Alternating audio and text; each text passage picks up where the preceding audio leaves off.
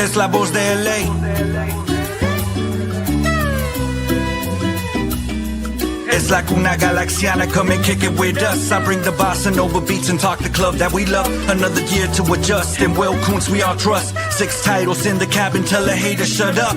Mirar al horizonte con el cielo morado. Llegamos al estadio como siempre lo hago. Es la nueva temporada, ya cumplí 30 años. Rezándole a San Pequi que no dé al travesaño. Que repartan los balones y no sean tacaños. Que regrese el contraataque y que le hagamos daño. Un saludo para Robert, hermanos ecuatorianos. Que la táctica de Ananda nunca sean en vano. Si se trata de mi gala me levanto temprano. Ver el fur en verano, en el pasto tumbado. Siempre estoy a tu lado, en cualquier resultado. Vamos Galaxy, on top is where I gotta be. Chilling in the canopy, staging like a winery. Goals during rivalries, brew from the refinery. Only want the finer things, we letting you know. Lo que pasa en la galaxia, ready, let's start the show.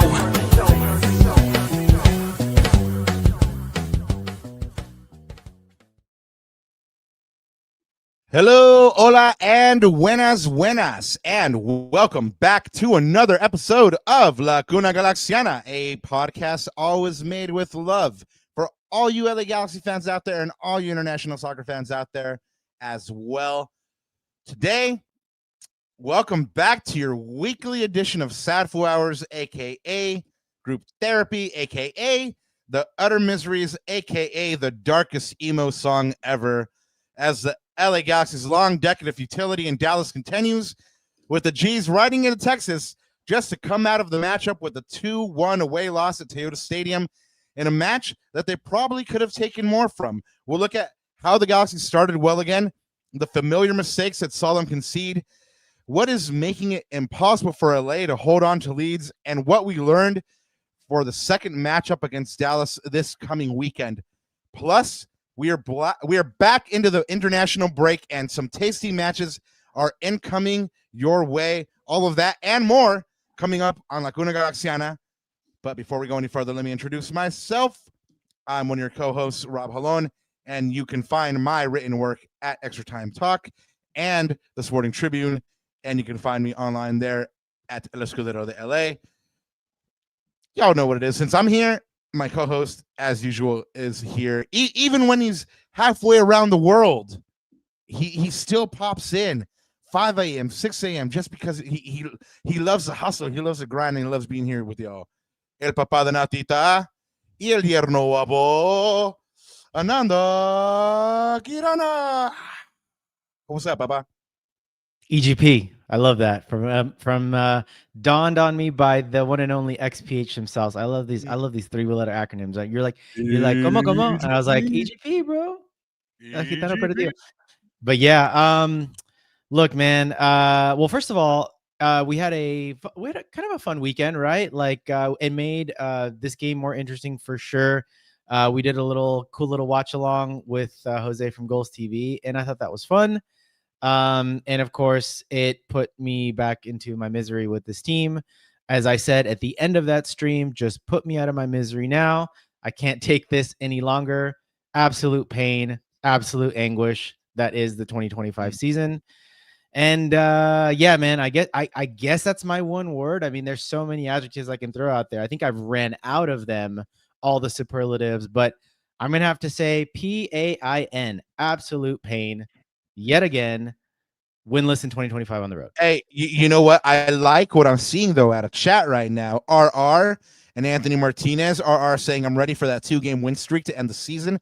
I dig it. Anthony Martinez saying 2-game win streak to end the season as well. Hey, I like the optimism, you know, and if they can get 2 games to end the season, what a way to go out on a high note. You know, if you're going to go out, which they are, go out on a high note and build towards 2026. But everything is looking towards 2026.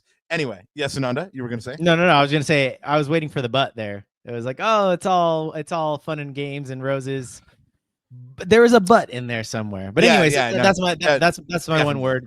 That's my one word. Pain, just absolute pain. Like, throw any meme you want up there with like the pain meme.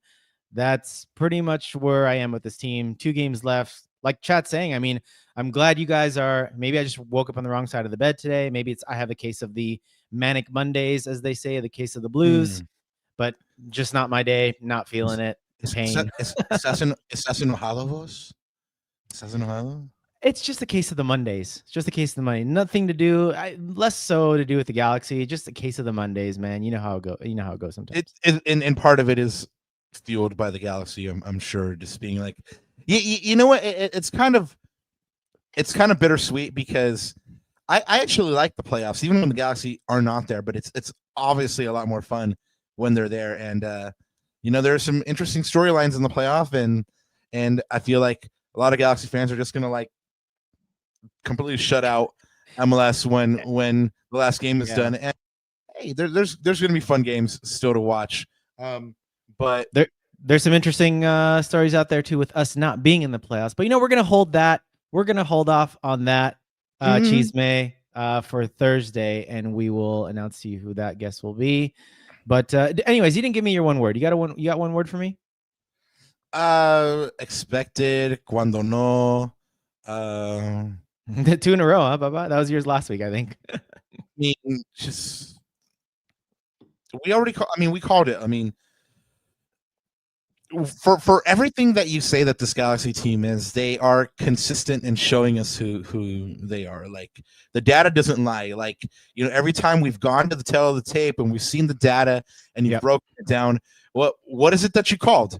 Like, on the last pod, you called just based on the numbers, like a 1-1 or a 2-1, and that's exactly what ended up happening, right? So, like I said, I mean, it's just what we expect, and again, 2026. Let's go.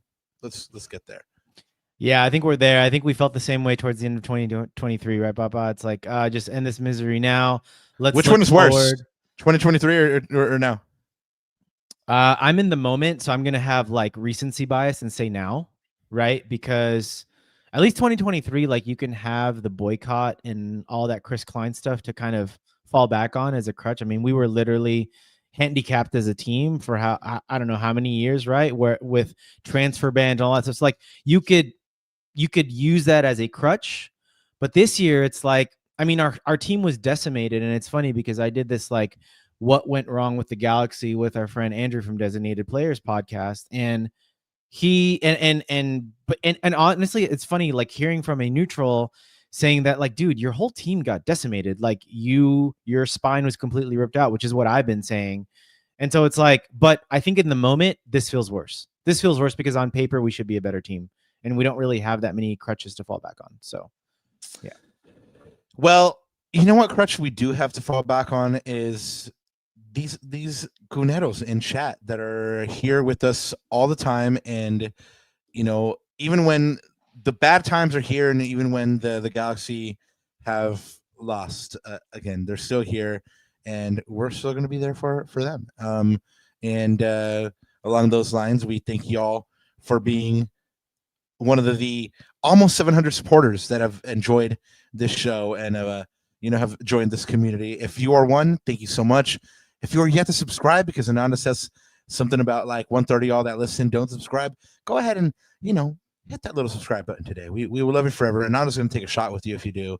I'll hold him to that. And of course, if you want to get something off your chest, if you want to say something, if you have a burning question for myself or Ananda, go ahead and hit up those super chats. Y'all know what to do. If you're on X or Twitter or Instagram, go ahead and hit that like, but also jump on over to YouTube at some point and show some love there, and go ahead and hit that subscribe. Ananda, did I forget anything? Anthony Martinez says, like the video, guys. So there's about like 15 of you right now in chat, maybe a couple more trickling in. So I better see 15 likes. So smash that like. Go ahead and do that, guys. And then what else did you miss, Papa? You hit up the super chats. I guess we'll get into these little teasers pretty soon. But if there's nothing else other than we are kind of on Blue Sky. I mean, I've been posting stuff here and there. I'm trying to get I'm trying to figure out Blue Sky. There's some really interesting things, which is something you sent me this morning that is not on X that I found on Blue Sky that I thought was really interesting. We might talk about that factoid, that data point, because I thought it was a very, very interesting chart. And you know me and data, man. I love that. Well, So that's why I sent it to you. I was like, "Ooh, exactly, like but it was on Blue Sky, so I was like, oh, maybe there is some good stuff on Blue Sky. So I will start posting a little bit more there. And of course, guys, como siempre, antes de olvidarme, buenos días, tardes o noches y bienvenidos a otro capítulo, the Sad Foo Hours, the group therapy session, the no sé, Imo Kumbaya. I don't know what else you want to call this thing, but it's all of us. It's all of us getting in our feels and lamenting, drinking, or yapping our sorrows away for this team. Whatever your choice is. Yeah. And us getting through it together, basically. You know, we used to have the Horchata Fund. You know, and today, you know, just it's a very nice ginger peach tea. So thank y'all. And anyway, like Ananda mentioned at the top of the show, we did do a watch along with Jose Teles of Goals TV. Thank you to him for letting us go ahead and jump on this watch party that he did over the weekend. And if you want to go ahead and catch it, the description is in the link below. And honestly, like I was so stressed out during that thing because I felt like I was behind because my internet was wonky. Like I was hotspotting. Like 2 seconds. It wasn't bad. Oh man. So I was like, oh man, I wonder if I'm seeing the same thing. I wonder if I'm reacting to the same thing. But no, it was a cool experience. As of right now, my press pass hasn't gone pulled, so you know I don't think I said anything too crazy. It's fun though seeing everyone's reactions. Oh my god, Jose gets so into it with his team. He's like a coach out there. Like, bro, what are you doing, bro? Like, it's so funny. Yeah, no, and RR, I don't know about y'all, but Painso got fouled on that second Dallas goal. Well, we'll talk about it. Definitely. Even Jose thought the same thing. And I asked Diego about this in the press conference. And, you know, he walked the fine line between saying like, hey, you know, the ref probably missed that one and, you know, trying not to get a fine. So, you know, that man's smart, not trying to cough up any of that hard-earned cash. So, but anyway, like I said, shout out to Jose for having us on. Shout out to him and Honda, who was on this podcast as well at one point. So go ahead and check out that back catalog. Go ahead and subscribe while you do so. And speaking of Jose, he'll be our guest on Thursday as well. So, you know, he's one of the people that knows Dallas the best, you know, for us anyway. And so we're going to have him back on. And like Anand said, if you want to go ahead and get an idea of what you're going to be dealing with, go ahead and check out that live stream. We definitely got to do that one again. Shout out to switching gears really quick. Shout out to our homie Gunnar Burnt and the Soccer and 60 crew. We'll be making bi-weekly appearances. I mean, I don't know if you guys have tracked it, but I've been doing some appearances there for past couple months, and you know, we brought Ananda into the fold when there was something good, when there's a good thing, you know, I'm like, hey, let's go ahead and bring the homie into it. And so we're gonna be doing the Soccer and 60 thing every now and again. Go ahead and catch us on Wednesdays when we do so. Check out their YouTube channel and go ahead and subscribe. They're at the Empire Strikers YouTube channel, so check that out. Ananda, you know I do like me a merch drop, so I have to call this one out. Galaxy Outlaws, shout out Outlaws. They are doing a drop on 10/11 this weekend. So they are doing a drop called Mi Cultura. And of course, there are many different nationalities in Outlaws, Salvadoreños, Nicaraguenses, everything that you can find over in that beautiful Central American tapestry.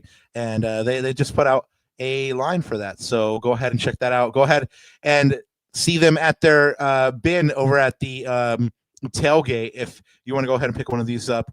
And they say, La ciudad de campeones donde las raíces vienen de todos los países, which, you know, if you're not up on your Spanish right now, it translates to the city of champions, where roots come from all different countries. And staying here with Outlaws, they have a Halloween party happening on the 25th. So go ahead and DM them for more details. I've been to a couple of these outlaw Halloween parties. They are always a great time.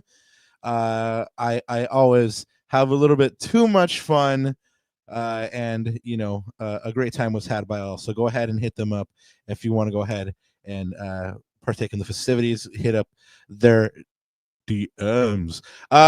Really quick, sending a message of support out to the homie Edgar Nags. So he made the following statement.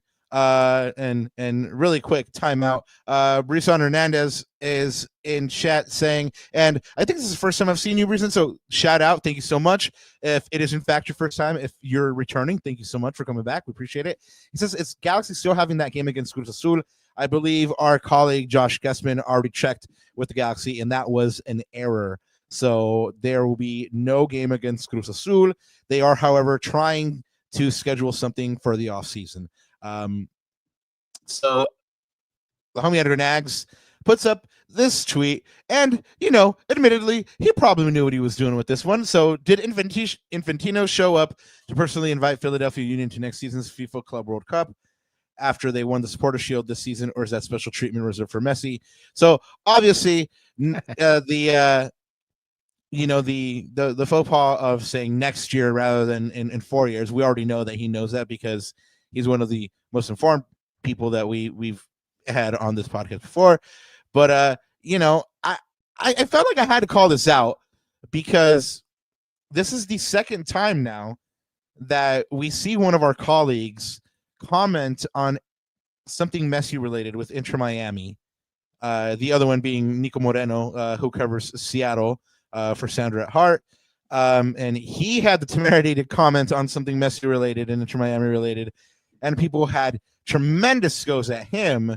And I mean, they're having tremendous goes at Edgar right now just for having the audacity to have an opinion, basically. I've expressed this opinion a bunch of different times that, Inter Miami should not have gone, that rightfully it should have been the Galaxies, but I digress. This is more a statement of support for Edgar, and yeah. The audacity, you, Edgar. The audacity. Yeah, no, much love to you, man. Just like F the haters, keep doing what you do, man.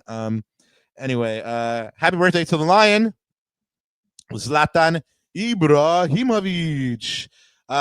Man, what can you say about this man other than the Galaxy did not put a team around him to compliment him when he was here? Imagine what a Zlatan and Ricky Puig combination might look like, right? Anyway, shout out to him. Happy birthday to him. Do you know how old he is, Ananda? What, 46, I believe? 47? 21, you mean? Yeah. Oh man, can we get a 21-year-old Ibrahimovic at the Galaxy? That'd be class. Yeah, 44 years old, Papa. 44. I gave him 2 years years young. I mean, I'm sorry about that, Lion. Anyway, shout out as well to the Galaxy's Edwin Cerrillo, who shares a birthday with Zlatan Ibrahimovic. And hopefully he was surrounded by friends and family, and he had a lovely day. Going now to some news, Ananda. Are you ready? Hit it. Vámonos. Congratulations to Joseph Paintsel. He was selected as the LA Galaxy Player of the Month for September. Deservedly so. He's been pretty lights out for the Galaxy. When Marco Reus went down, the Galaxy needed someone to step up, and that man was Joseph Paintsel. Deservedly so. He also gets called up to Ghana, which we will get into in a second here. But couple of young G's getting called up as well. In the U20s, Riley Delgado gets called up. In the U19s, Pepe Magana Jr., Harbor Miller, Dylan Vanney, and Ruben Ramos Jr. In the U17s, Vicente Garcia and Aaron Medina. And we actually have one, Ananda, that I brought up a couple of days ago on Twitter, and it sparked a lot of reaction. So I wanted to bring it up here and kind of get your thoughts on, what transpired. This the MLS PA released the free agents for next year, and this is the Galaxy's list: Brady Scott, Christian Ramirez, Diego Fagundes, Eric Zavaleta, Isaiah Parente, John Nelson, Miguel Antonio Berry. And I phrased the question, who would you like to see stay in LA? And everybody just went ham answering who they wanted to see leave LA. Right? And I was like, y'all don't follow instructions. But anyway, overwhelmingly, no one really, surprisingly, no one was saved. Everybody kind of got like their time in the sun here when I asked this question. But a lot of people, I guess the names that were really, really heavy were Fagundes, Parente, Nelson as ones that should stay. Then we also had a bunch of people saying that they should go. Admittedly, you'll have pretty much everyone saying that Ramirez should go. He is not under contract for next year. Everybody else has a pending option, which means that normally in these kind of situations, when they have a pending option, they and the club, the player in the club that is, negotiate, and they usually have improved terms. And as we saw with Maya Yoshida last year, that's not always the case, but that's usually the case. So one would imagine if, say, the Galaxy do want to re-sign Diego Fagundes, that he's going to want improved terms, not less money like everybody was suggesting in this Twitter thread, basically. But Ananda, you've heard me have a ramble at this. You know who I like. We've gone through this exercise with Talking Galaxy. We've been through this with Keith Costigan. Players that could or could not be on the team. Now that it's in black and white, who are you keeping with from, or are you trying to keep anyway from this list? Because again, they do have an option, and it's not a certainty that they resign. Yeah, not accounting for the numbers, because I think that does play a part in here. I'm speaking purely based off of merit. I think Fagundes and John Nelson are the two, man. Everybody else I think is expendable for me. Brady Scott is your third goalkeeper. I mean, maybe just, promote someone from the academy. The goalkeeper is going to be interesting actually next year, Rob. Goalkeeper is going to be interesting because you've seen Marcinkowski start the last game. So who's going to get the next two starts? And, it's Novak Mitrovic's to lose. I expect him to be the starting keeper, but we don't know. I don't know if he has been overly convincing this year. I think that's a question mark. But in general, not to overcomplicate, I think Diego and John Nelson. But the Diego thing, the numbers is what makes that one interesting. Like you said, you want most of these contract negotiations when you go into an option are expecting improved terms. But in Diego's case, it'll be interesting, right? Like if we decline the option, he goes into free agency. What does that look like for him? Does a team go in there and play sort of, or pay sort of that kind of money, whether it's $1 million or wherever he is now, sort of close to that, even max TAM, not max TAM, but just like TAM money over $1 million. That's a lot, right? For a guy like Diego. But here's the thing, man. Diego is one of the few guys this year at his age that has been available. I mean, they always say the best availability. By the way, you're saying his age, 30 isn't old. The best ability is availability, and it's not old, but he is going to the other side of his career versus experienced, the prime, right? Like he and this is the thing too. It's 30, but remember how long Diego's been in the league.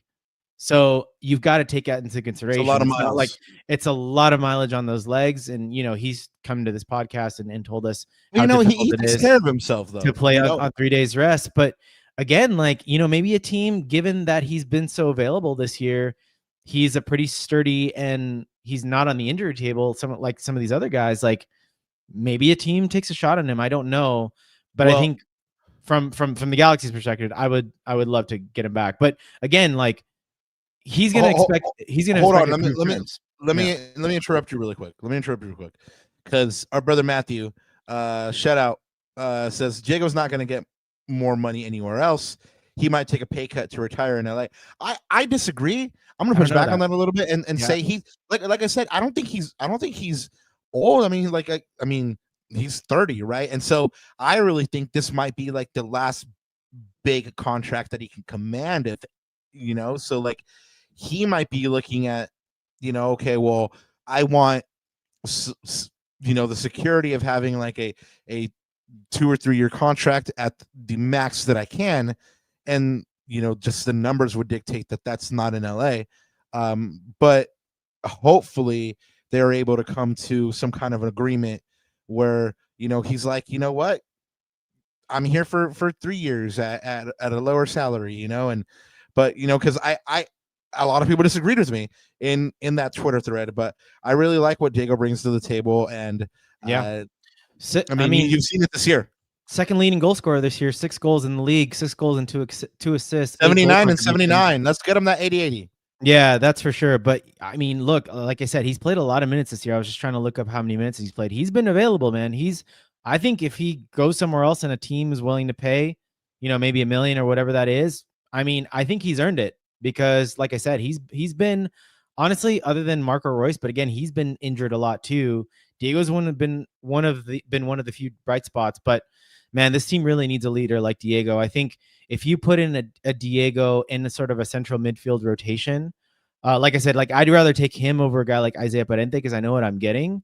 I want that experience in the midfield. I want that guy to keep things ticking, and for someone to hit a shot at the edge of the box, which we hardly ever do, but Diego seems to be very good at that. Right foot curler at the edge of the box at the top of the D. He's very, very good at that. So I want that in my midfield. So. Yeah, well, no, I agree with you. Probably Diego, probably John Nelson, and then if any beyond that, it's Isaiah Parente. But I believe you hit the nail on the head a couple of pods ago when you said that we know who Parente is, and you think that's kind of his ceiling. Maybe Ant, you're right. 1.3 is too hard to overlook. Hopefully they come to an agreement on lowering that somehow, or making it palatable for everybody involved. Odds are probably not, but that 1.3 is tough. It is tough. That is as much as I want Diego to say that's a very tough number to ignore. But anyway, moving right along here, we will have plenty of numbers and roster talk here in the off season, so we're just gearing up for it because the season is winding down much earlier than for everybody else. So we have plenty of time to talk about all that. But MLS is going into another international break. JP Joseph Painso got called up once again to represent Ghana and the Black Stars. This is a really good team, Ananda. I mean, you have Mohamed Kudus, and you have Semenyo, who's just looked absolutely lights out.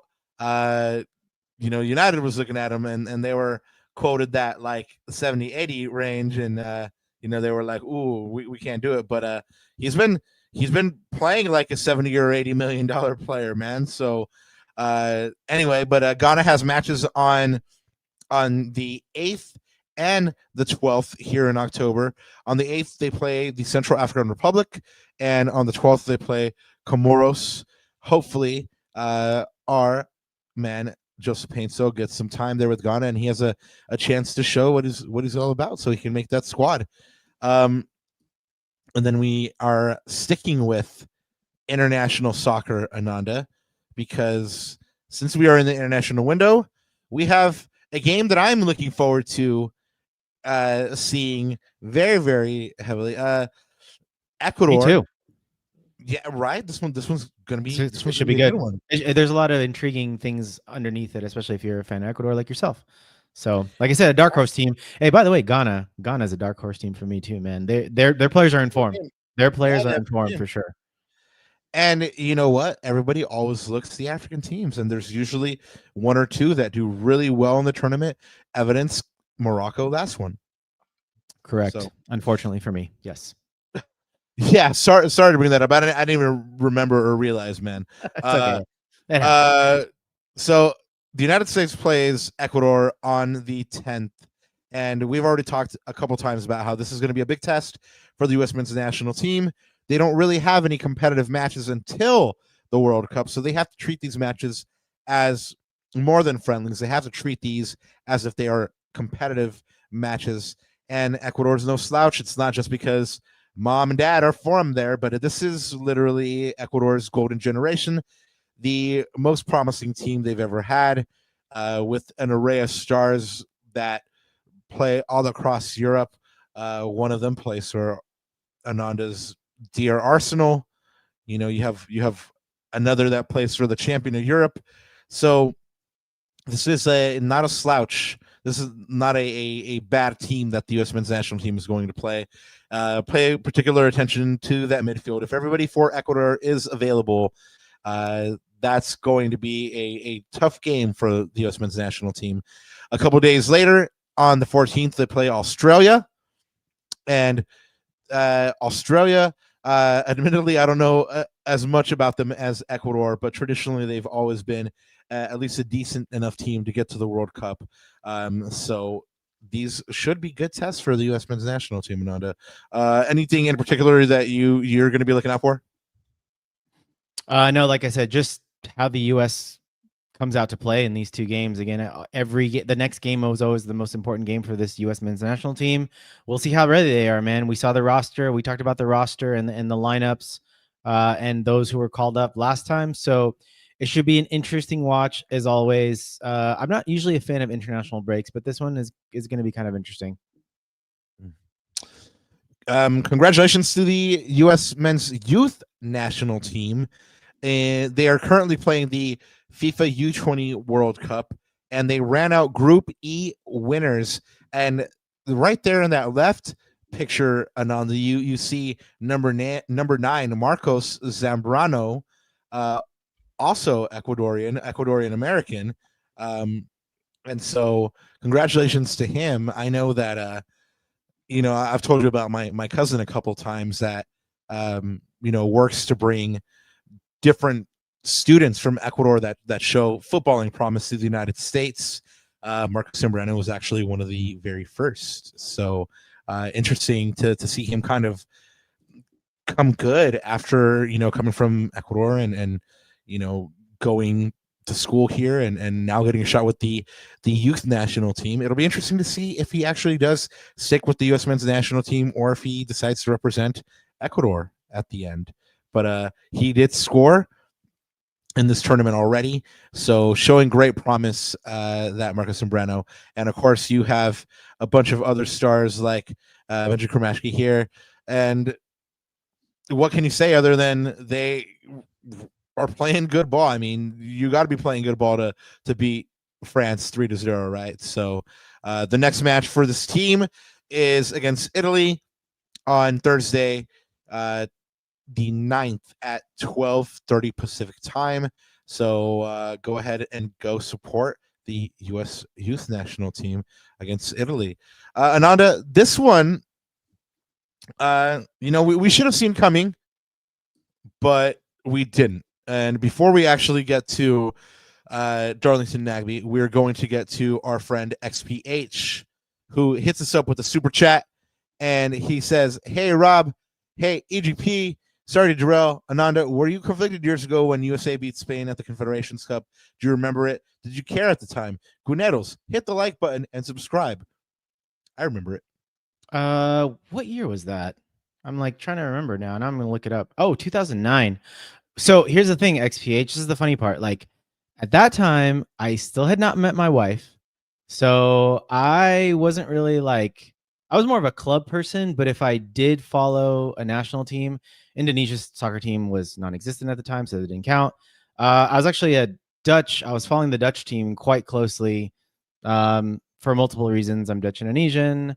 My favorite player growing up was Dennis Bergkamp, so that there's a few ties there. And it's funny that I'm not a Barcelona fan. I should be, Cruyff, all that good stuff, but I'm not. So yeah, so at that time, honestly, like you said, I didn't really care. I thought it was interesting because I knew Spain. I mean, Spain was a very, very, very good team.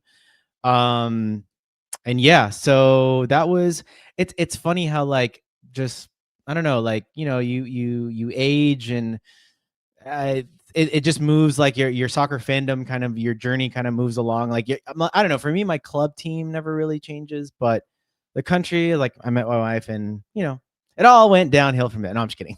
No, no, I met my wife, and yeah, that's when I really started paying attention. You're in the doghouse now, bro. I know. I'm gonna have to apologize later.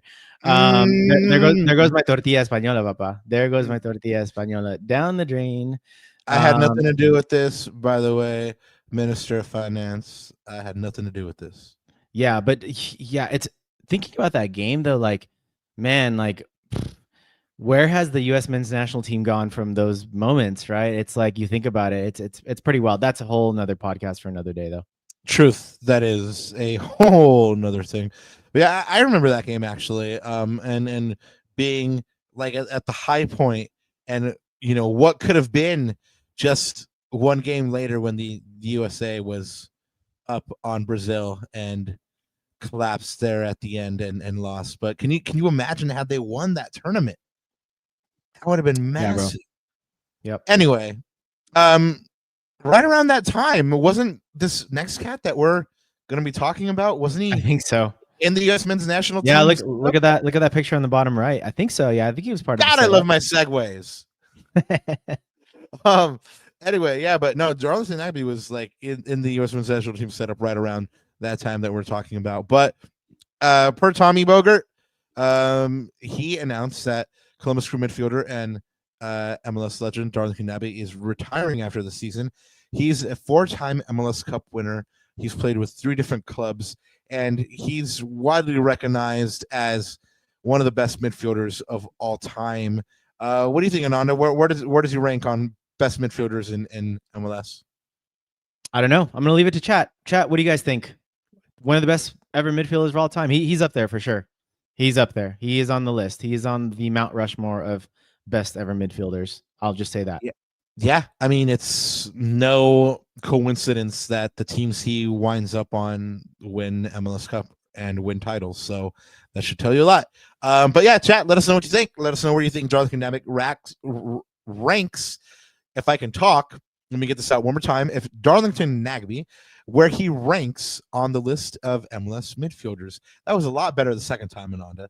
Yeah. And then everyone listening on playback, put it in the comments of the video. There you go. There we go. Here's one looking at the other end of Los Angeles. So it seems like yes. Again from the stash. Always hard at work. He's just dropping stash bombs all day. Stash bombs.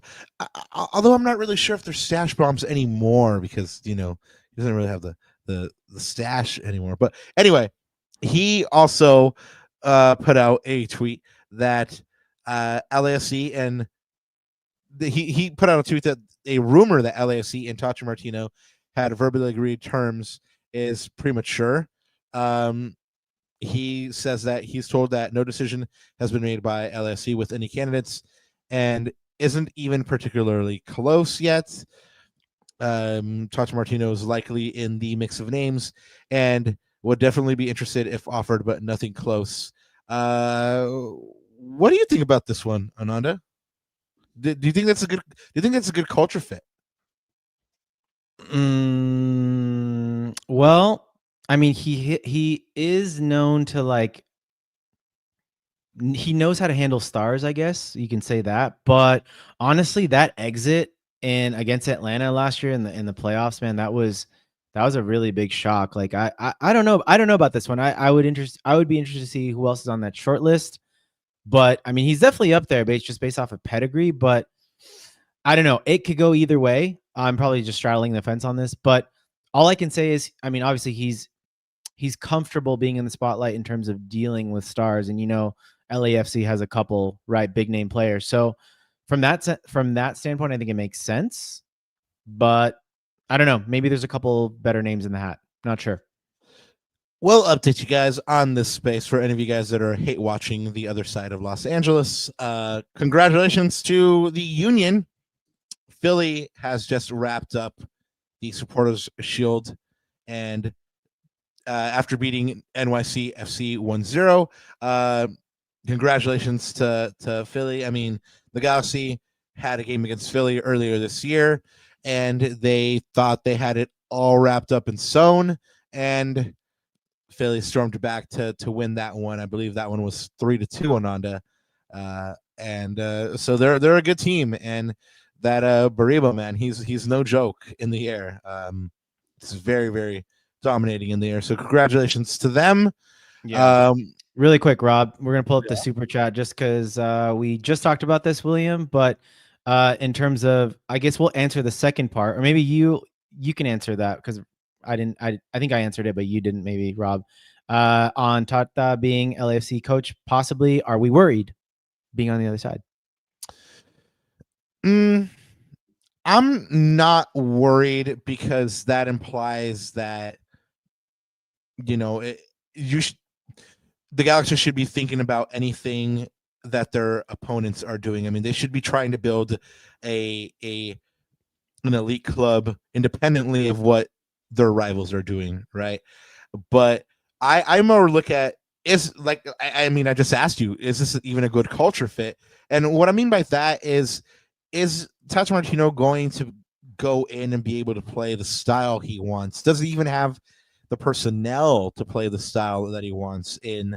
You mentioned stars, that he's adept at handling stars. So, Denny Bouanga and Son, they both like to play on the left. People thought that was going to be an issue. It hasn't really been. But is he going to be able to get the best out of those two? So I don't know. I mean, Ananda said that, there's probably better names on the list. I probably would have to agree. There's probably better names on the list, and names that we probably not many, but there are. But like, you bring up a good point, because like Jim Curtin, for example, right?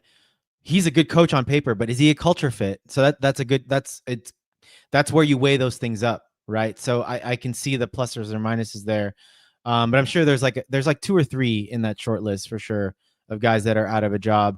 And of course, Big Comments 96, Big Matthew puts us on the spot. Says, if you had your choice, Tata or Vanney. Oh man.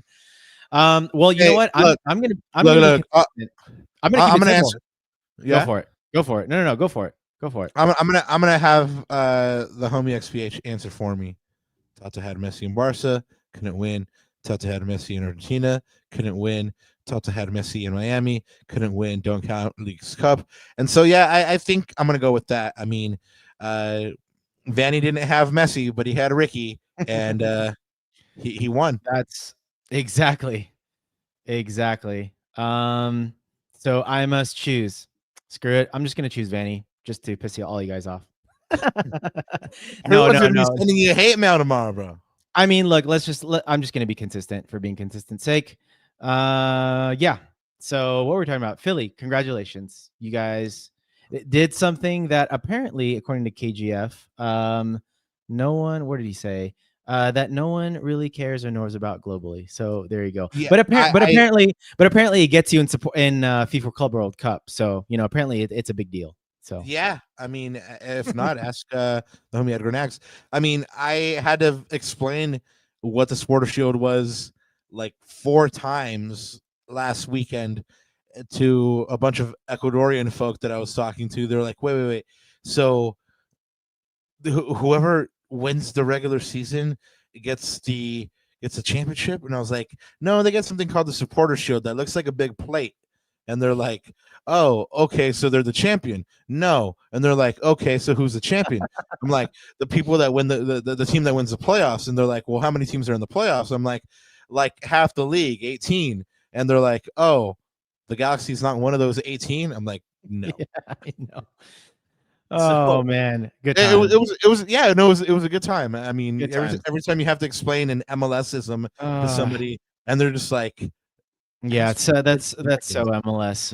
But anyways, moving on to other teams that are accomplishing more things than the Galaxy. You got to go with this one, man. I mean, look, I know there are bitter rivals already down the I-5, but it's not even because of that. Son Mahaderos, bro. Like give credit. I know. That's just honestly like a small group of people and just stuff boiling over. But anyways, less said about that, the better. But they are a damn good team, Rob, because San Diego FC just set a record for most points and wins, so 60 and 18 for an expansion franchise. They are a damn good team. They are going to be a problem for anyone in the playoffs. So congratulations to them. Again, give credit where credit's due. Can't hide from it. It is what it is. But someone asked about this earlier, so we'll talk about it. Golden Boot and MVP. There's your leaderboard at the moment. Denny Mwanga and Leo Messi tied at 24 because Denny scored in a 1-0, very, very tight game over the weekend. Serge sneaking up there, Papa. Serge with another goal at 23. But there's one more game. All right. So who do you got? And I'm gonna ask chat as well. Chat, who do you got in this race? Let me give you guys a little bit of notes so that you can help make your judgments. LAFC has 31 games played, so they have a couple games more than everyone else. Miami has 32 games played, so they have 2 games left. Nashville only has a game left. However, Bouanga did get called up on international duty, so he's likely to miss the next 2. Messi's also a doubt for the next game due to his Argentina call-up for their match on Friday versus Venezuela. So everyone's kind of on an even footing at the moment. So it'll be interesting. Let us know who you guys think will win the race. I'd be surprised if Messi goes to play with Argentina to be very. He got called up. He got called up. So I know Mache. I know it's the latest that I'm reading is like Mache and the Federation are talking about it. So, that's so funny. Like, I mean, they're qualified. I mean, like he just okay. Well, him and DePaul got called up, so I don't know. I guess you're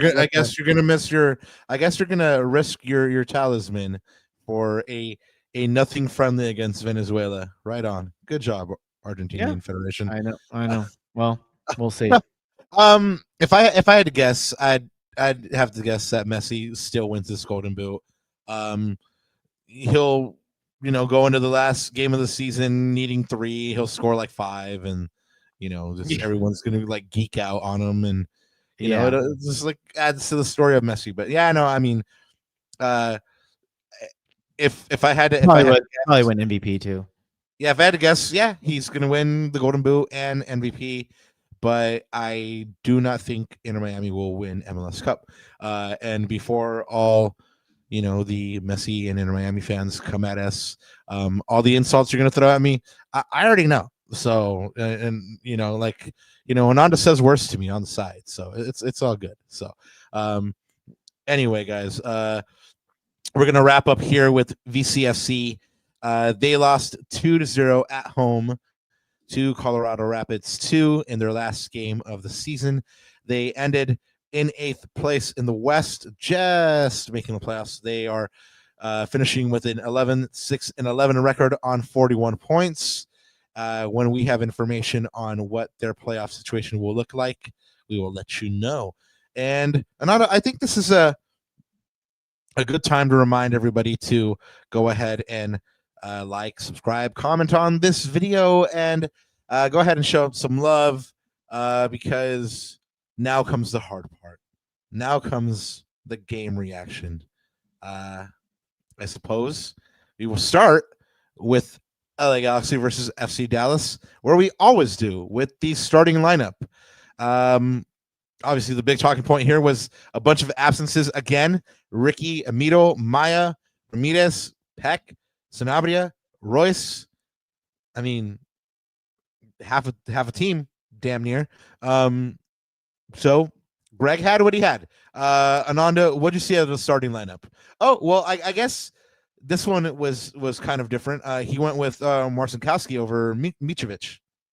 Yeah, that was the first thing that I didn't even notice that until the game started. I was like, wait, that's JT in goal. So I thought that was kind of JT. I thought that was kind of interesting. But again, Greg is kind of forced into this lineup given all of the absences that we showed on the last page, right? So, or on the last slide. So you had but I think I called this out when maybe before you jumped on the stream, but I called this out in the watch along that, that front 6 isn't terrible. It's probably,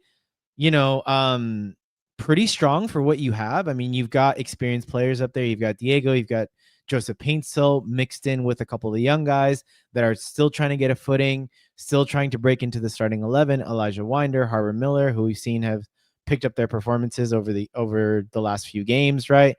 Nacimiento at that number 9. Again, he's just coming back from injury, so I think he played like 60 minutes, something like that. I got to look at it again, 50 something maybe, before Miguel Berry subbed in for him. So again, nothing surprising because I feel like Greg he was just forced played into the this. half actually. Oh, there you go. Yeah, he was subbed out at halftime. Yeah, I thought that was the case. And I remember specifically that just Greg called him out, basically said that the hold to play wasn't good. Like he hadn't won any duels, and it wasn't good. He hadn't gotten into the game, and so they tried something different. Yeah, they tried something different, but again, Miguel Berry, I mean, how many minutes has he played this year? Like Christian Ramirez usually gets the nod over him, right? So I didn't expect much. I remember us on the watch along. You're like, but he works really hard. I was like, he does. And yeah, it kind of just goes from there, right? Like that, like you're not going to get the technical ability. I mean, look, Nacimiento is technically a better player. I mean, he usually holds up the ball pretty well. I remember he had that stretch in the middle of the season. Thought he did a great job, but the injury, he's got to work his way back into these injuries. Like these injuries are killing this team. Yeah, no, this is I mean, to add insult to injury, the way this pun intended season, yeah, exactly. This is a hell of a way to end the season. So if they do get the 2-game win streak to end, it'll be an accomplishment because they have a lot of the senior players out at the moment. But Ananda, I've been liking this player spotlight that you've had us on, man. And this week you highlighted Mo Cuevas. What did you see out of him in this one?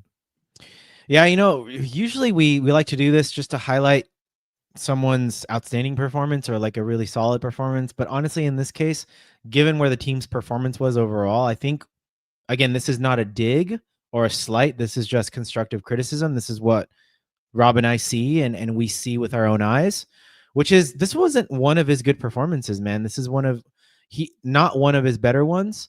If you look at FOTMob, his rating was only 6.1.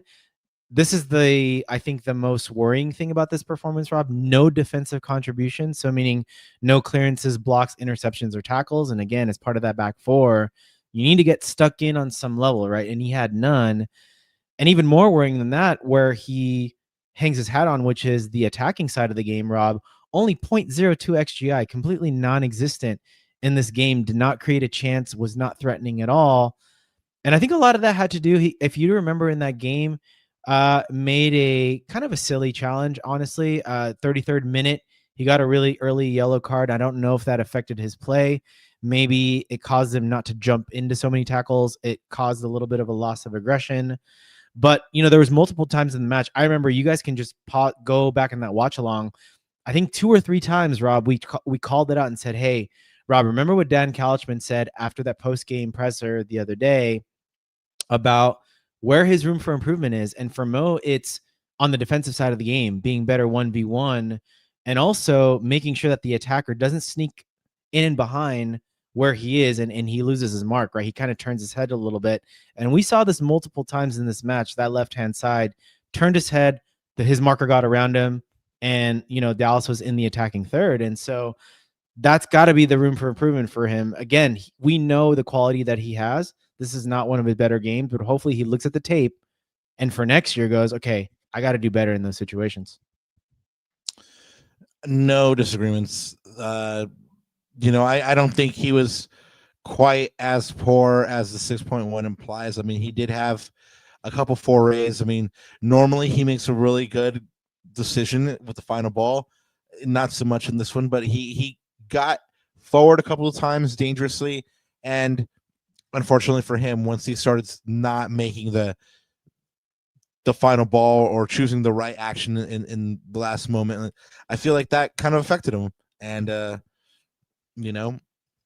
like you said, not one of his better performances, but the team wasn't lights out as a whole. So it's kind of hard to single a guy out, but I mean, you would hope, like you said, that he looks at this and studies it and tries to improve from this, because he is going to be probably the future at that position here for the Galaxy. So yeah, very, very, very important piece for this team going into 2026. We're going to need him, especially early on with CCC, where we're going to need a guy like Cuevas.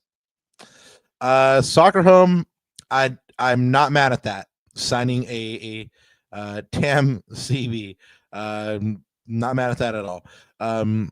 So a couple notes from this one, but before we do, we'll go ahead and give you a quick summary. If you were fortunate enough to miss this one, you didn't see this one in real time, but Ananda and I were actually on record commenting on this one. But something we found interesting, Joseph Painter was named team captain for the first time in this one, so congratulations to him. And for the second game running, the Galaxy scored early in a match. But unfortunately for the second game running, they let that lead go. It came way quicker than in the game against Toluca, but the go-ahead goal was scored by Dallas in the first half. No goals in the second half. This one ends 2-1. But like I said, Diego Fagundes starts this one in really good fashion from a Harbor Miller pass. It sends in a curler for his 79th career goal in MLS. And now Harbor Miller has his second assist of the season, and he also has one goal to his name. Diego has 2 games left to get 79 and 79. But like I said, the Galaxy could not hold this lead. Just what do you even say, Ananda? What do you even say to just like the predictable outcome that you can see coming, right? So Musa had been a danger for this team all half. He causes enough havoc in the box for there to be a spilled ball, and the Galaxy, out of nothing, basically give up the first goal in the 35th minute to Peter Musa. And then my countryman, Patrickson Delgado, picks up a loose ball and just sends in a rocket, a worldie, to get the 2-1 scoreline before the half, and what turns out to be the game winner. We did say we were going to talk about this, so there was definitely a foul in the lead up to this play. I saw it, you saw it. I mean, even Jose said it, and he's a rival. Jose said it, and he's a rival, but he's like, the ref didn't call it though. So what are they going to do? Stop play? No, I mean, Delgado played on, took a rocket of a shot, and JT was left with no chance, man. And that's all she wrote. That's game, right? Well, 2 things to comment on that too. Like, number one, like JP is building himself a reputation for not getting those calls, and for what's the technical term? Like being over elaborate, right, on those plays. So he's I don't know. I don't know what to do there. Like, he's got to be either stronger on the ball or not go looking for it all the time, because he's, like I said, he's building up a reputation. And secondly, I think it's unfair though at this point. Like, I mean, it's unfair, but it is what it is. Like, if you have a reputation amongst refs or whatever, and you don't get calls, like, I don't know what you do with that. Like, I honestly, like, just have the mentality to just suck it up and not just be stronger on the ball. Like, you're strong, dude. Like, I'm sure, like, it has to be super blatant for you to go to the ground. But unfortunately, he's already set himself that precedent, and it is what it is, right? And secondly, shouldn't there be a referee oversight as well, though, on the flip side? Like, yes, I hear what you're saying, like, be stronger on the ball, but the referees have been atrocious. There have been a couple of times where he hasn't gotten calls that should have been calls, like in this one. And the excuse shouldn't be, oh, well, you have a reputation for going down. That shouldn't be the excuse for a poor performance by the referee as well. It should be like, okay, you do what you need to do. We'll do what we need to do. Be stronger on the ball. We'll be better as well. So, yeah, absolutely, the referee should get called out as well. And, there have been a couple of times where, yes, he's gone down super easy. There have been a couple of times where the refs have been atrocious, and we got to call them both out. Yeah, well, I think some are more blatant than the other, but you don't want to build that reputation because, again, you're playing into the referee's hands. But again, this team shouldn't even rely on referee decisions. So let's move on from that. But the second thing is, again, the PTSD from these long range shots. Like, when are the Galaxy going to learn to go and press their marker in certain areas of the pitch, especially at the top of the D, at the edge of the box? This is, again, the second game running where we give up just literally just let them stroll down the middle of the lane, 3 goals and like that. take a free shot. Like, these guys are professionals. Like, some of these guys actually can score screamers, like Practicing Delgado, like Castro from Toluca, right? Like, these are good professionals. Like, that needs to be addressed next year, whether it's personnel or just like we let teams too far into our zone. And we called that out a few times during the watch along. I do remember that. So they got to shore that up, man. That's the second game running now.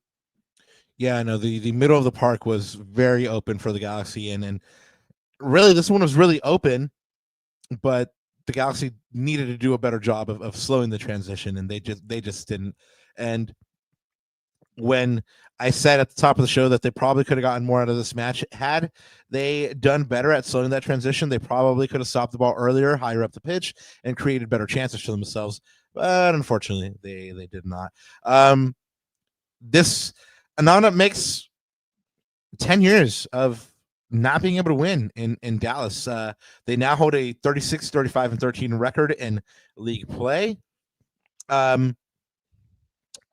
People will look at this lineup and say, well, they were young kids. They had an average age of 25.7, in this lineup. But these same young kids play their butts off and beat Colorado 3-0. So anyway, they just don't do well in Dallas. 10 years is the evidence. Now Dallas has won 9 straight against the Galaxy. It's the longest road losing streak for the Galaxy against any opponent, and it nails the final nail in the coffin. The Galaxy did not win on the road all season. You're not gonna do anything with that, right? You gotta do something. You gotta take some kind of points. You got to get a couple of wins on the road at the very least, right? I thought 2023 was the year for like breaking horrible records, not 2025. We're breaking more records than we did in 2023. Awesome. Perfect. And not good records either. That's what I'm saying. Well, what's your one key stat here for this one? Yeah, let's run through the box score real quick, guys. Look at that. 60% possession to Dallas's 40. But again, we didn't do a heck of a lot with that possession. I'm going to go back to that sort of sentiment a little bit later. 11 shots to 10, pretty even. Shots on goal, pretty even, Rob. 4-3. Total passes, the Galaxy, again, dominated in terms of keeping the ball retention. 620 to 350, 86% pass accuracy versus Dallas's 73. But again, you look at all those offensive stats and say, okay, well, the Galaxy dominated this game on paper, but the only thing that matters is the score sheet, which is 2-1 FC Dallas. Let's see if there's anything interesting in there. 12 total crosses for each. Expected goals. Again, this is another key indicator of that Dallas had the better of the chances. 1.8 to 0.8. So again, 2-1 scoreline. Fairly reflects the expected goals, right? But this is my one key stat, Rob, for this one. I talked about sort of the possession earlier. I talked about the shots on target. Here's the big difference. FC Dallas, at least in terms of FOTMob, I saw in that stat sheet, had 3, but FC Dallas had 4 shots on target, and they had 4 big chances off of those 4 shots on target. The Galaxy also had 4 shots on target, Rob, but they had 0 big chances. They created 0 clear-cut opportunities. Diego's goal was a 0.03, so a 3% chance of going back in the net. And again, that was a screamer, right? Both the Practicing Delgado and the Diego shot were screamers. But outside the box, again, low XG percentage, nothing clear-cut. It wasn't even inside the box.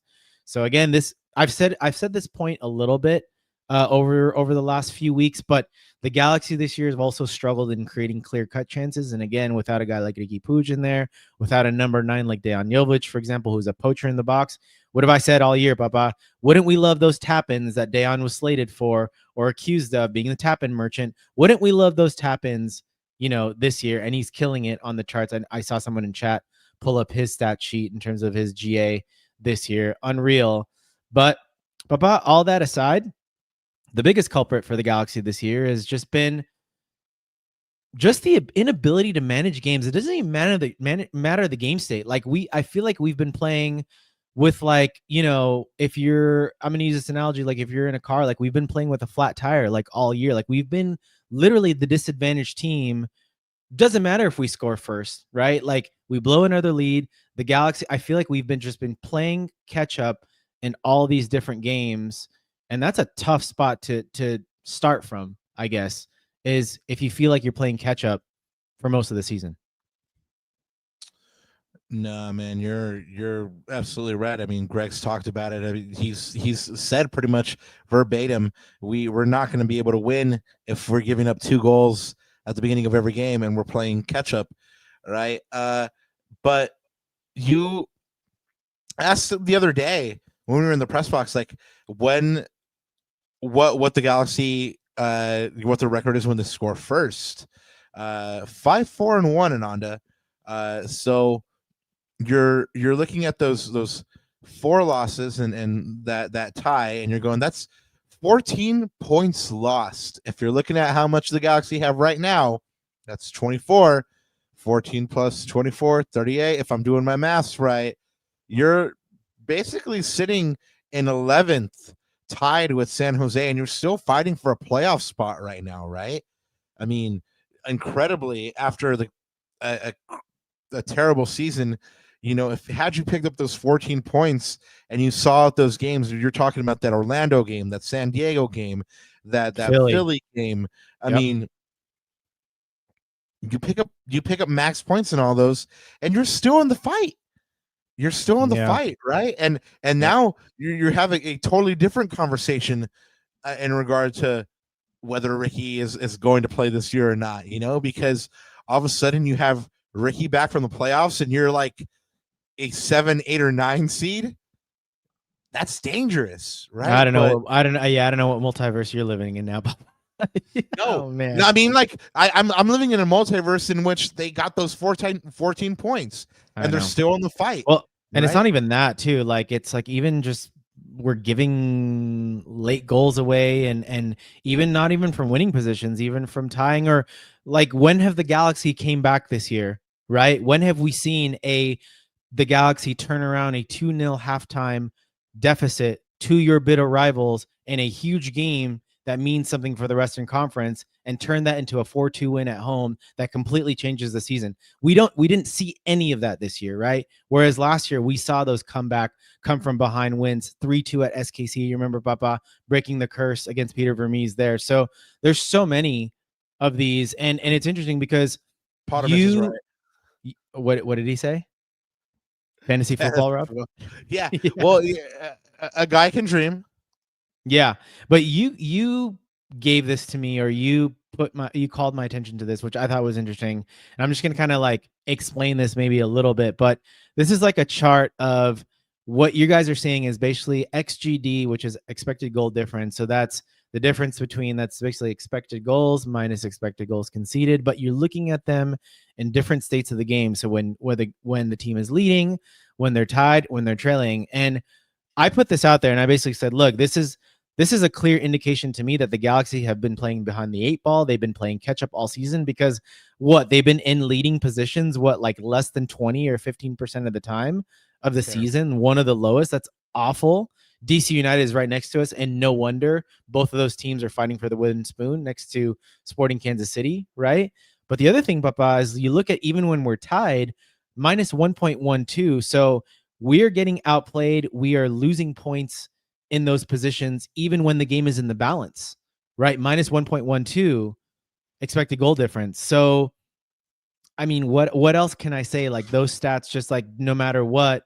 Hello, Kobe. I don't know if you did something to scare your papa, but yeah, he definitely did. He poor guy. But anyways, like a bunch of records. So good on Kobe. Yeah, so he even was like shocked, and he got a little scared of how bad the Galaxy have been this year. So again, Papa only been in winning positions 15% of the time. They've been in trailing positions for about like, even or tied like 40-50%. Like they haven't. It's just been bad. It's just been really, really bad. You guys can go check that out. I think that was per. If you want to check him out on Blue Sky, he's got some really good data, by the way. Tony Haber or Haber at Blue Sky. So there you go. Yeah, man. And this has been pretty much the norm for the Galaxy all season. Somebody was talking about Dallas and the weather. I did ask Greg why it's so hard to play there, and it's not just Greg's tenure. I mean, it's plus 5 years beyond Greg's tenure. The Galaxy hasn't won there in 10 years, so just what makes it so hot there. And Greg, told me about how they usually schedule this game in Dallas in the middle of the day when it's hot and humid. I know. It's like, why do you schedule a game at like 1:30 in the afternoon or 3:30 local time? It's ridiculous. And he admitted it makes the team slow and makes that so they can't execute, So there are advantages to everybody's own pitch, man. I mean, look at Ecuador. They play sometimes in Quito where the altitude gets you, And so if you are used to playing in that weather and your opponent's not, use your advantage, right? I mean, and Dallas uses this advantage very well. I mean, somebody said in chat they looked slow, they looked tired, they looked sluggish. I made that comment during the live stream. I mean, it looked like they were going through quicksand. I mean, admittedly, I probably can't run 9 minutes, not even 90, right? But these are professional athletes, and so there should have probably been one or two more water breaks, to make sure that. Oh yeah, there were cooling breaks. I do remember that. Yeah, but there probably should have been more. But Greg's point was that these games, people go to them to see the spectacle of like teams giving their all and giving sprints and being able to put on a good show, and they can't do that if they play in the middle of the day when it's all hot. Again, he did say that they didn't execute, but he did say that he didn't want to make excuses for the performance. But I did ask him, what makes it so hard, and that's what makes it so hard to play in Dallas. But now the Galaxy have 2 games left to avoid the wooden spoon. DC United is on 25 points, and SKC is on 27 points. The Galaxy have a game in hand. Of course, it's the return leg against FC Dallas. And on decision day, SKC has Houston, DC United has Atlanta. That's going to be 15th versus 14th place in that match. And the Galaxy has Minnesota United, which is going to be a really hard match for the Galaxy. Minnesota United are in 3rd place. They are completely the opposite from the Galaxy, in which they don't concede a lot of goals and just over won a match compared to the Galaxy conceding at this point 64 goals in the season. And so, with all that in mind, chat, let us know, how many points do you think the Galaxy need to avoid the wooden spoon? Do they need 4? Do they need all 6 from these 2 matches to avoid the wooden spoon? Mind you, DC United only 1 game left. So what do you think, Ananda? Do they need to win both of them? Probably, just to ensure it, right? You don't want to get into like the goal difference scenario and all that good stuff. But yeah, this is sad, man. You know what I was just thinking the whole time? We're doing maths just to avoid wooden spoon conversations. Like this is where this is where this team has taken us to this year. I saw an interesting question from Soccer Home earlier. He says, "Guys, is this season a failure?" Yes. Are we as a fan base? I guess I think is what he's trying to say. Are we as fans just happy that they won MLS Cup in 2024? Both things can be true. I mean, I'm obviously happy that we won a cup last year, but the season has honestly also been very atrocious. So both things are true. But this is where we are right now, talking about how many points we need to avoid wooden spoons. So that's pretty much says it all right there. I'm going to share a little anecdote with you, and on a post Toluca. We're interviewing Edwin Cerrillo, and our colleague El Profe Alex Ruiz asks Edwin Cerrillo, Edwin, You guys put a lot of stock into this match. It didn't go your way. Do you consider the season a failure? And everyone looks at him deadpan and goes, that's for you guys all to decide.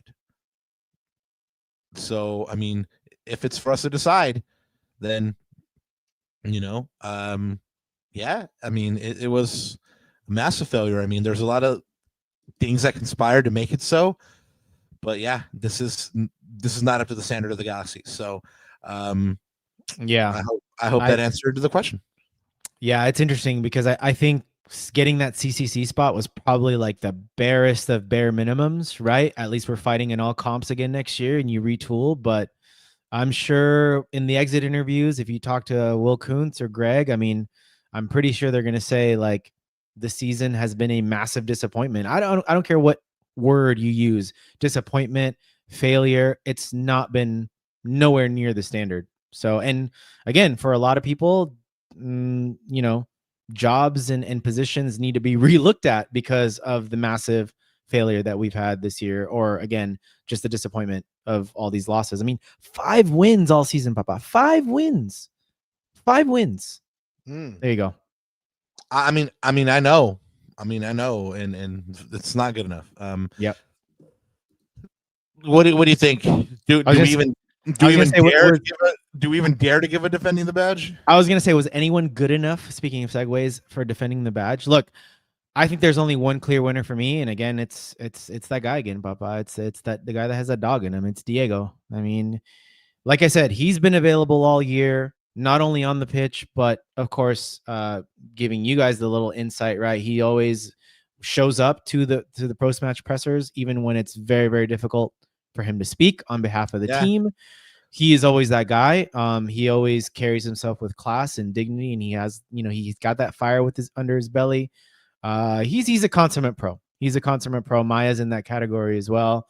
And again, in this game, like, Diego, I mean, look, Diego gave his team a shot to at least be in a very good position to win this game. But unfortunately, this team just cannot manage. They do not have that winning gene at all this year.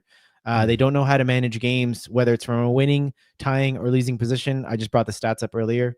So it is what it is, man. I think if I had to give it to someone, though, it would be Diego. He's the only one deserving of it. Not goal aside, but, he was always trying to be there. I think he was working really hard for the team. There was like one breakaway where if he had that 21-year-old speed again, he would have gotten to the end of that and scored another one. That would have been 2-0, but unfortunately, it wasn't to be. So Diego for me. You're gonna think I'm taking the Mickey, but it's gonna be Zonka. He wasn't bad. I didn't notice him.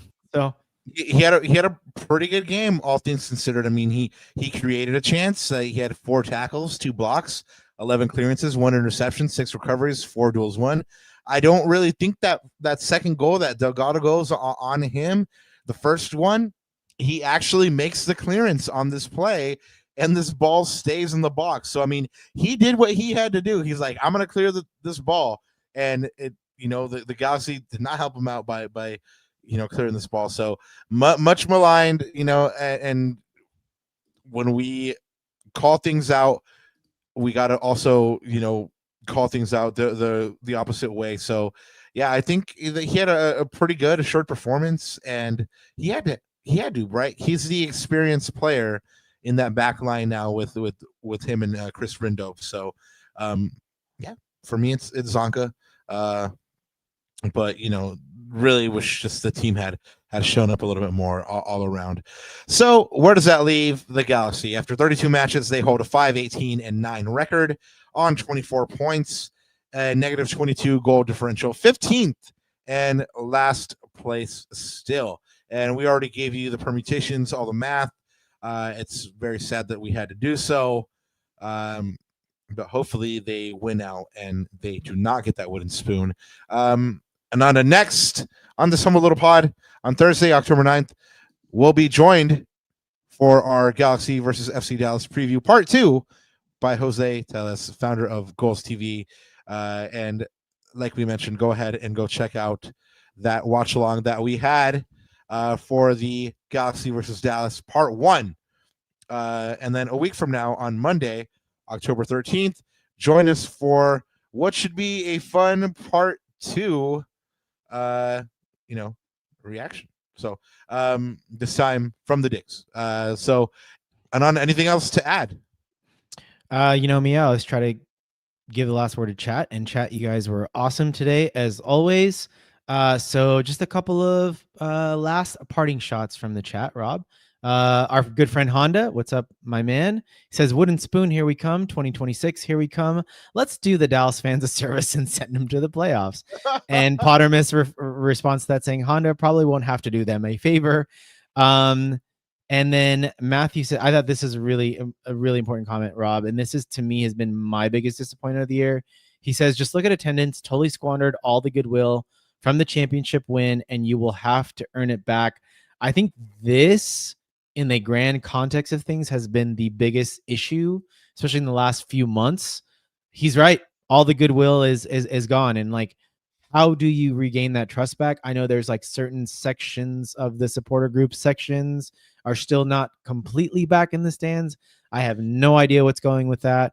So I mean, well, you see like the Victoria block half like full still, right? It's still. I had the opportunity to talk to a couple folks, off the record. The day that I took the day off when my brother-in-law was in town, and overwhelmingly, like El Primo Matthew says, all that goodwill was squandered. But more accurately, it translates to, and this is pretty much a verbatim quote from a lot of them, that the trust is broken, and they've all canceled season ticket memberships. I mean, people that have been in the supporter groups for 8, 9, 10 years, or next year is going to be the first year for them that they won't be a season ticket member or going to Galaxy games. So it's going to be an interesting look no matter what happens next year. Even if they start winning, I mean, these groups might look differently next year, Ananda. Yeah, I know and that's, man, well, there you go, Rob. There's a nice little undercover investigative piece for you coming into next season, because I think the fabric of this team, especially the home crowd at the digs, the fortress that we created in 2024, we're going to start off with saying that it's really no longer there, just based off of the, like what you just said, right? And so I think that story will continue to develop however it develops. But I think let's call a spade a spade. It has affected the team, whether they want to admit it or not. It's made the digs less of a fortress. Hopefully, what they usually say on the flip side, now I'm going to try to be positive about this, is winning usually cures everything. And I'm hoping that maybe if the fans feel something to be proud of on the pitch, some of that like kind of eases the pain. But again, that's not going to be universal. That's going to be case by case. But let's at least, hopefully, they give us a product on the pitch to be proud of. But again, like there's going to be fans along all shades of the spectrum and all levels of the spectrum. So, and everyone to each or to his or her own. But that's got to be an underpinning storyline. I think to me, that's been the most frustrating / disappointing / I guess interesting thing of this season, is that whole thing. The digs isn't the same. The digs isn't the same, and hopefully, when folks deem it appropriate and start to feel that pride again in their club, they will come back. Well, you guys have pretty much heard everything from us today. Next time we are with you, we'll be with our guest Jose Tejas, who will be breaking down FC Dallas Part 2 with us. But until then, thank you so much for being here with us. We do appreciate it. Go ahead, like, subscribe. Go ahead and drop a comment. And we'll love you forever if you do so. Nanda will take a shot with you. Promise. One thing left to say. Jesus.